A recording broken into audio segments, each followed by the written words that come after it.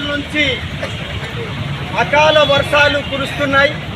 ఈ వర్షాలతోటి మొక్కజొన్న పంట, వరి తదితర రకాల పంటలన్నీ తడిసిపోయినటువంటి ఒక పరిస్థితున్నది. ఈ వర్షాలతోటి రైతాంగం తీవ్రంగా పంట నష్టపోయారు. కోట్లాది రూపాయలు నష్టపోయినటువంటి ఒక స్థితి అనేటువంటిది ఉన్నది. ఇక్కడ మార్కెట్లో కొనుగోలు చేపట్టాలని చెప్పి అఖిల భారత రైతు కూలీ సంఘం గత నెల రోజుల నుంచి ఉద్యమాల్ని కొనసాగిస్తున్నది. ఆ ఉద్యమాల ఫలితంగా గుండాల్లో, తర్వాత ఆలపల్లిలో, ఆ తర్వాత కొమరారంలో, ఇల్లెందులో, టేకులపల్లిలో, బోడులో, ముకుందాపురంలో ఇట్లాంటి సెంటర్లలో ధాన్యాన్ని తరలించారు. రైతులు మొక్కజొన్నని తరలించారు. ఈ పంటంతా నెట్లేసుకొని అక్కడ రాత్రి పగులు రైతులు కాపలా ఉంటున్నారు. దాదాపు 1000 లోళ్లకు పైగా ఈ మార్కెట్లోకి మొక్కజొన్నలు వచ్చి ఉన్నాయి.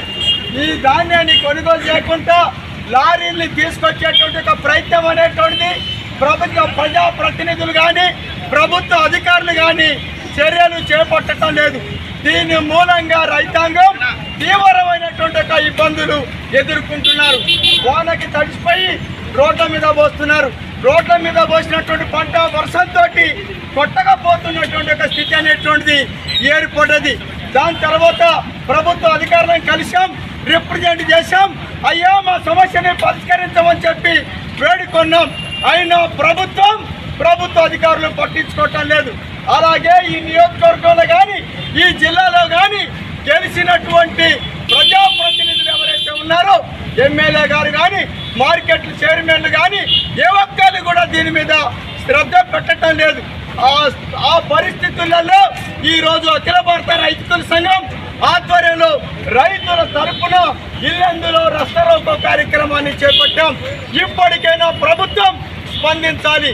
మార్కెట్లోకి వచ్చినటువంటి ఒక ధాన్యాన్ని, ముఖ్యంగా మొక్కజొన్నల్ని తక్షణమే లారీల్ని పెట్టి వీటిని కొనుగోలు చేసి తరలించాల్సిందిగా కోరుతున్నాం.